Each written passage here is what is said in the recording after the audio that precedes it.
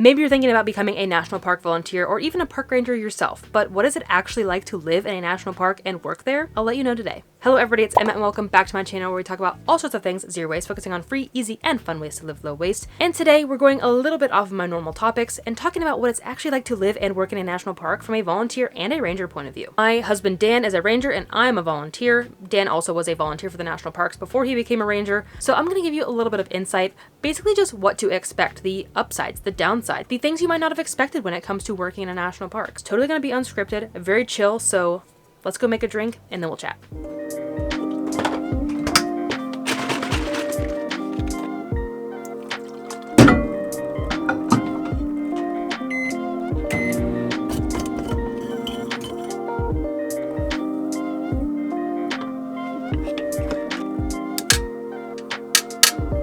I've got myself a homemade London fog. Let's get into it. First, let's talk about a little bit about ranger duties. Now, I'm just going to be talking about this about what I have observed with Dan and the other rangers. If you want a follow-up video of me like interviewing Dan about what it's like to be a park ranger, let me know and I can do that. But for now, being a park ranger isn't necessarily about like going out and protecting the land firsthand. You do have a big influence over your audience at the visitor centers or at the contact stations. If you're going through like a ranger contact station upon entry to the park, you can ask your questions, they can tell you about the rules and so forth there. But a lot of being a park ranger is customer service. You're sitting at the desk a lot of the time or collecting money and passes. So this depends on what public land agency you're working for. If you want to learn more about our public lands, you can check out this video up here, as well as the park you're working at, because like working here at Voyagers is totally different than working at Yellowstone or Yosemite or a park in the Southeast, for example. They're all going to be very different, even among the same agencies. So if your expectation is as a park ranger, you're going to be outside hiking, doing guided hikes and trail cleanups all the time, probably not. And again, this depends on what type of park ranger you want to be. Something in the National Park Service is you're pretty stuck in your path. If you're an interp ranger, an interpretation, which is basically education, you're kind of stuck doing interp. If you're a resources ranger, you're kind of stuck doing resources. There's not really a lot of overlap in the National Park Service. So if you want a combination of the two, you know, you want to be behind the desk educating people, but you also want to be out in the field cleaning trails or whatever it might be. Kind of hard to find that balance, at least with the National Park Service, but there are many different agencies you can be part of. And then same with being a resource ranger. If you're a resource ranger, you know, you're a naturalist, you're doing invasive species work, you're doing reforestation, whatever it might be. You're not doing that 100% of the time either. You're probably going to be behind a desk, like an office type desk around 50% of the time, you know, answering emails, doing meetings, doing research. And of course, I can't really speak to law enforcement rangers. I don't have a whole lot of experience with them, is that they are mostly out doing law enforcement, you know, writing parking tickets, being first responders, checking people for fishing licenses, whatever it might be. Also, depending on the park that you're working at, we are at Voyagers National Park, depends on if you're more of like a glorified tour guide versus a park ranger. Because here, they are a little bit of glorified tour guides. Most of the work here for the rangers is either behind the desk or on a boat giving a tour. Dan has really enjoyed getting to give his programs and meet people in that sort of way. There's not a whole lot of freedom here for him to design the programs that he's passionate about. Now, as an interpretation ranger, that's part of your job, is building programs and presenting them, educational or otherwise, to the people of your park. Now, depending on what your park you're working at is if you have a little bit more creative freedom, a little bit less, if you're giving tours, if you're giving like presentations. But yes, as an interp ranger, you will be doing research and education. Something else that I didn't know before becoming involved with the National Park Service is that rangers wear a lot of different hats. So for example, like yes, Dan is an interp ranger, but he also has to do social media posts. He also got his boat license while he was here, so he's kind of like transports people sometimes. And then even like our chief of interp, he was like the sitting chief of interp, then also was the social media manager and was also the regular like head of interp for our region. So like you're working for the government, so like change is slow. Like if you're hiring a new position, it's going to take a long time, so someone else is going to have to fill that role while it's vacant. Budgeting with public land is very low. Typically doing a lot of other things than just being a regular, what you see as a stereotypical park ranger. Now let's move on to what it's like being a volunteer. Once again, this is very different depending on the agency you're working for and the park you're working at. So I will give you my experience working as a volunteer at Voyagers National Park, as well as I'll sprinkle in a few things here and there that I've learned from other volunteers that have volunteered at other parks. Here specifically at Voyagers, if you want to volunteer, you will almost guaranteed be put in the interpretation district. You will be working 4 days a week, 8 hours a day, and that will secure you free housing. Very different depending on where you work. For example, Dan also volunteered this winter at Dayton Aviation National Historic Park, and that was a volunteer as much as he could. I think he did 1 to 2 days a week, depending on the week. It didn't give him any benefits besides like a shirt to wear. So if you live close to a national park and you just want to volunteer where you can do that. But most of our volunteers here are doing it for all or part of the summer, and in exchange for their work, they get free housing. But once again, this park in particular, you get very stuck in those different roles. Like if you are a volunteer for interp, that's about all you can volunteer doing. I'm a little bit different because I'm not a full-time volunteer, so I've been dipping my toes into the resources aspect as well and working with the invasive species team. So once again, this depends on you, what you want to do, what park you're working at, and what agency you're working for. According to some of our other volunteers, some other parks that they have worked at, they have had much more freedom than they have had here. Here at Voyagers, the volunteers are mostly just sitting behind the desk, answering questions, that sort of stuff. Very, very basic. But at other parks, our volunteers I've worked at, they have actually written and given programs, they have given tours, they have gotten to do some of that resource side, get out on the trails and hike. So again, it depends on your park. Last summer though, when I worked at Washington State Parks as an intern / volunteer, you can check out that video up here in full. I got to do some of everything, some campground management, some resources, some interp, some maintenance, like literally a whole bunch of everything. So I would say if you're looking to either become a ranger or a volunteer for the national park, the best thing you can do is get on Reddit. That's what Dan has done. That's what I have done to get kind of some insight on what it's actually like to be a volunteer or an employee there, because here you'll have your job descriptions listed on USA Jobs or wherever you're applying on rec.gov, but that's not necessarily what it's actually going to be like. So if you want some real insight from real people who have done that job before, get on Reddit, get on forums, I'm sure there's Facebook groups as well, and get that insight before you actually go to that park and volunteer and work there and maybe not like it because it wasn't what you expected. One of the biggest things I think people think of when they think of working for the national parks and being a park ranger or working in the outdoors in any aspect is government housing. My experience with one park, here government housing is not that bad. It's a little dated, of course it's going to be, but honestly the park housing here is not bad, other than maybe being a little bit small. It is clean, it functions well, it's structurally sound. Just in general with this park, and I'm sure you'll see this in many, many parks just because of how rural we are, lots of rodents, lots of snakes, lots of spiders, lots of groundhogs, so lots of pests, if you will. But I have heard some absolute horror stories from park housing from many different parks, but also many different parks have really great housing. It's very hit or miss. Again, if you want more information from firsthand accounts, go on Reddit, go find a forum on Facebook, wherever it might be for you. Get that insight there. Now, you don't always have to live in park housing. We are in an RV. And we are a little bit special. One of our other rangers in our North District as well is also in her RV. One of our rangers in our North District is in an apartment in town. So it depends on how close you live to town. Do you have an RV? Do you have a van? Do you just have the ability to buy a house in that area?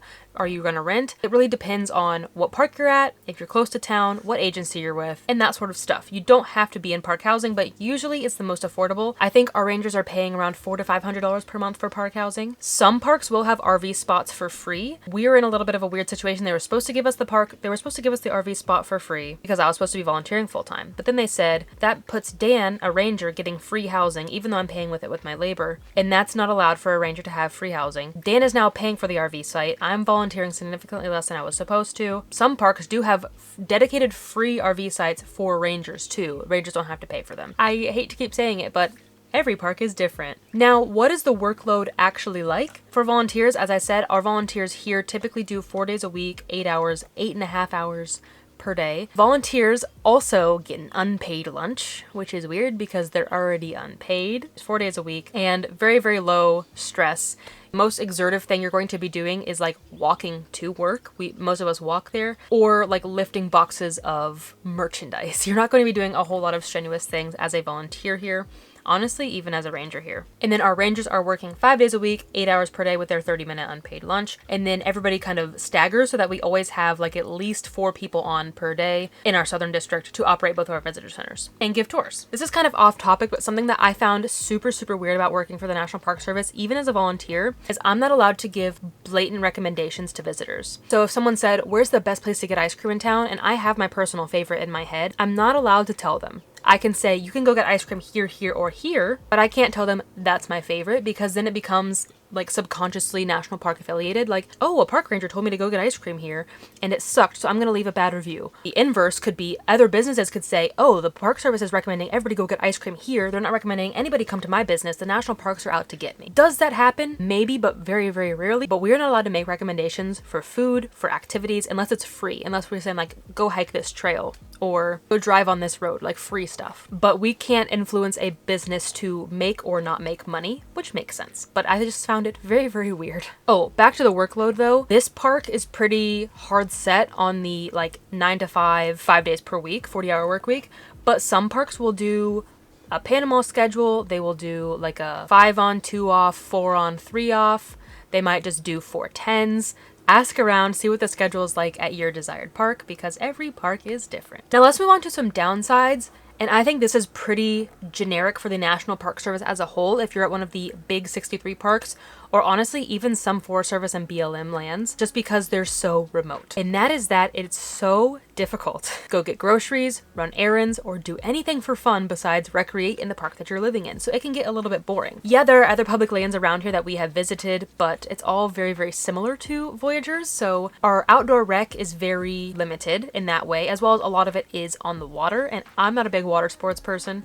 I prefer hiking and backpacking, and you just don't get a lot of that here. To town, if we want ice cream last night, our closest option for ice cream is about 10 minutes either direction, but our favorite one is about 20 minutes either direction. If we want to get a coffee, it's about 20 minutes either direction. Gas is about 10 minutes one direction. And then town for groceries, for the movie, to go out to dinner, 1 hour each way, which is not nearly as bad as some other parks, but it sure is an inconvenience. For example, we are nearly out of cat food, and I'm not sure Mochi can wait 4 more days until our grocery run day. So it's like, all right, now I have to take 2 hours out of my day to go get cat food. It's just very annoying. And that goes for many, many parks. And it's fine, you know, we can stock up on groceries, make it last as long as we can, but we're also in an RV where our fridge is very small. Our pantry is very small, so we can't stock up as much as other people with full-size fridges and pantries. Same with if you just forget to put something on your list. You're kind of out of luck, or you have to, like, you're out of luck because you either have to make do without it, or you're out of luck because you have to drive 2 hours to go get it. Same with mail. Our P.O. box is in town, so we only check our mail once a week. Other people check it as they go to town, and we'll bring mail back to each other, which is nice, but if I need something ordered and I need it to be received quickly, again, 2 hours out of my day to go pick up my mail. So just it's so cool, don't get me wrong. It's fascinating that, like, there's no planes here, there's no cars here, no semis, no loud cars.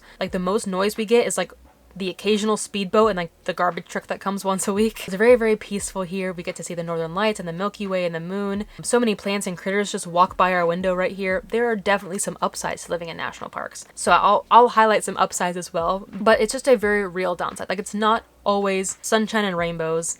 It is a little stressful sometimes having to plan your grocery trips and not have enough space for extra groceries because you're living in small spaces. So now let's talk about some downsides of being a seasonal ranger. And this is exactly why Dan already stopped being a seasonal ranger. If you have not heard, we are moving to California. Dan got a full-time job with the Bureau of Land Management, and we will be there for at least 2 years, which is very exciting because here are some downsides to being a seasonal ranger. First, a plus side. Getting to move every 6 months is so much fun. Getting to live in new spaces every 6 months is a lot of fun. But that exact same thing is why there's a downside. You have to pack up and move every 6 months. You have to apply to jobs every 6 months and play the waiting game with the government. In the waiting game, Dan applied last October. He didn't even hear from Voyagers until like early February, almost 4 whole months. And then he didn't even start working here until May. So like 7 months between applying and actually working at the job. So you're consistently looking for jobs, you're consistently applying to jobs, and consistently moving.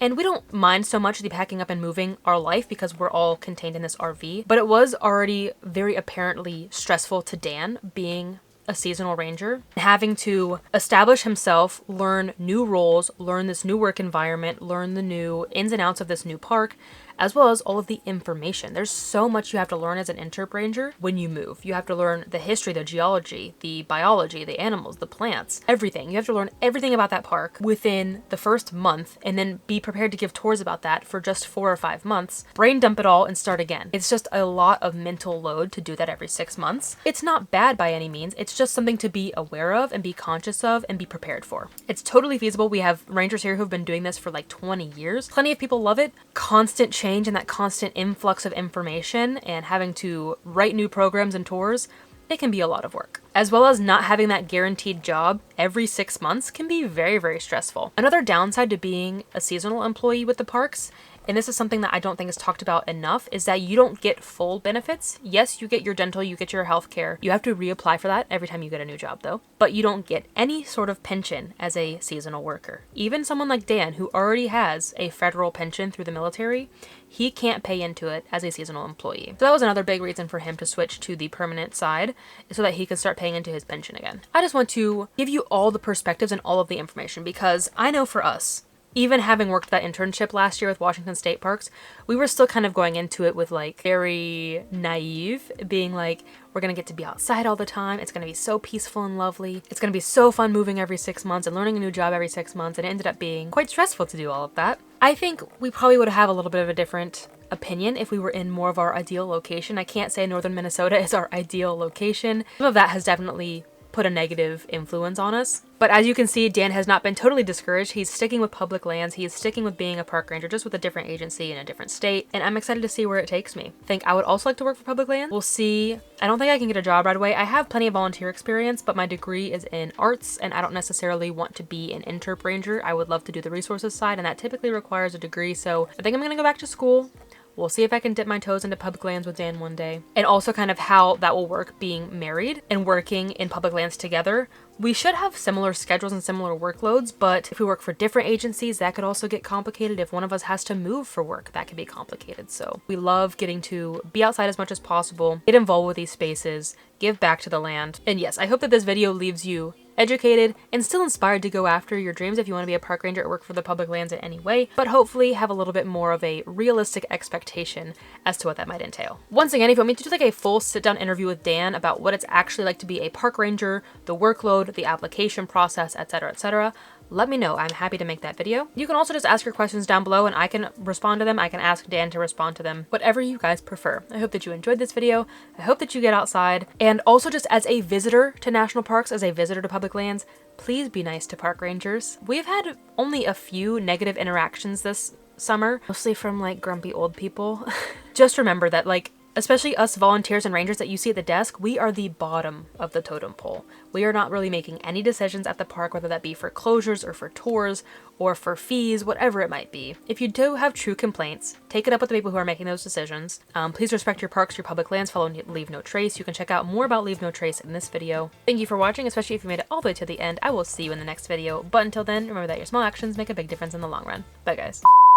Put this in the bloopers, so the true fans. What is that? Someone just went running. I did complain in full about this park. It's on Patreon and YouTube memberships. You can check those out down below. They are members only. Sorry it is behind a paywall. It's a small paywall, but it's always going to be bad people you work with no matter where you work. Anyway,